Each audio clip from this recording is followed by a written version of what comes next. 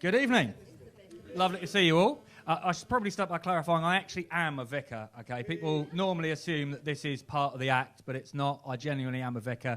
And I think I can see why people would be surprised by that. It's not what you expect in a comedy club.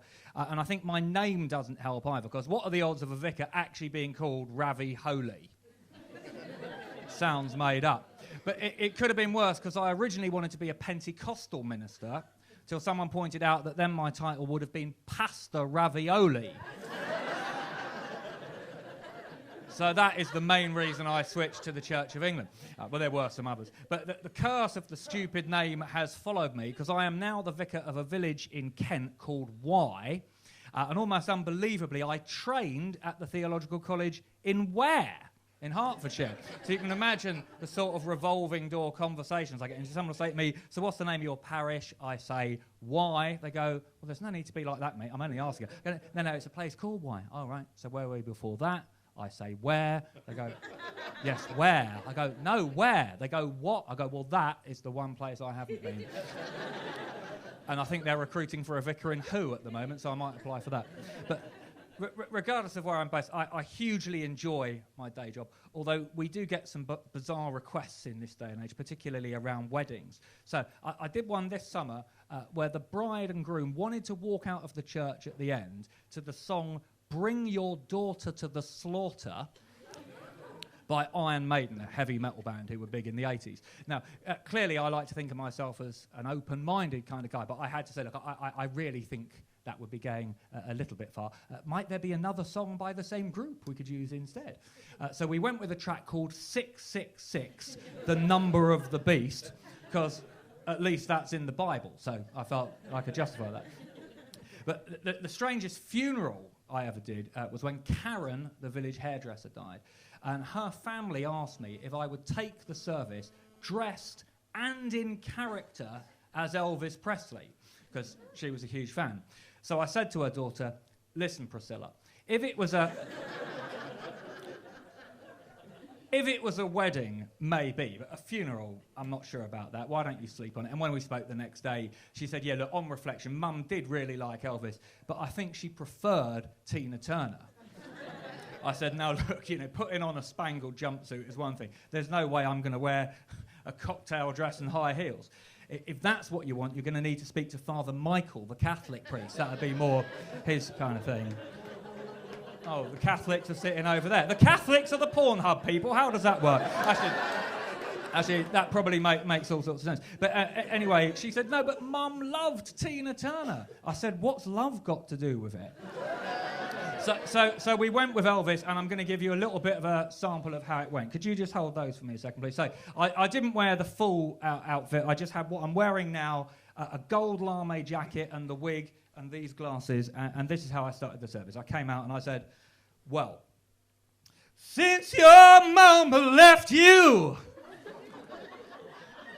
she's found a new place to dwell.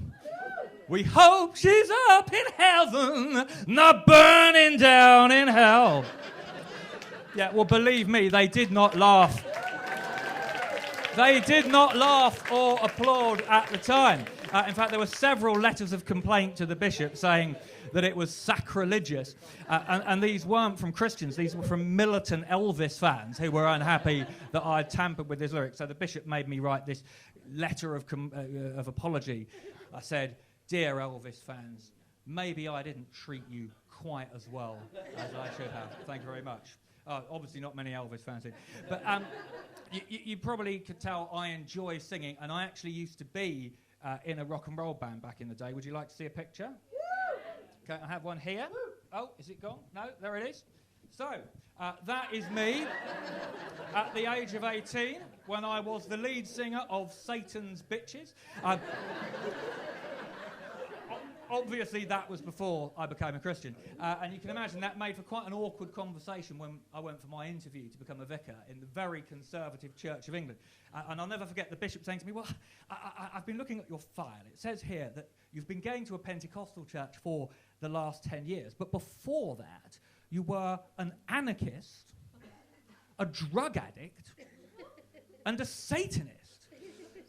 Well, I'm sure you can appreciate that raises some significant concerns for us. we don't really approve of Pentecostalism in the Church of England, which is, hardly the response I would expect. Satanism, that's not a problem. We all do silly things when we're younger, but Pentecostalism, well, it's just not British, is it? But you know what? Actually, my background has been very useful for me, both in my day job and as a comedian, because you really do meet all sorts of people in this game, people you would never meet in any other walk of life. So the gig I did just before Christmas, the act who was on after me was a very famous porn star called Bend Over. I'm sure you're familiar with his work. Obviously, I wasn't, but I did go out of my way to talk to him afterwards because I figured that's what Jesus would have done, right? And he was actually a really nice bloke. And while we were standing there chatting, someone said, "This is amazing. You two should do an Edinburgh show together. You could call it The Priest and the Porn Star. Bend Over with Ravioli." And he said, "No, I've got a better idea. We should do that show on BBC Two, Job Swap. So I'll come and take your services for a few weeks. You can do a movie with my missus," who was standing next to him at the time. She went, "Oh, you'd be my first vicar." I said, "I really don't think my bishop's going to go for that." But actually, they were very persuasive, so we're shooting it next Tuesday. I've been Ravi Holy. Thank you very much. Good night.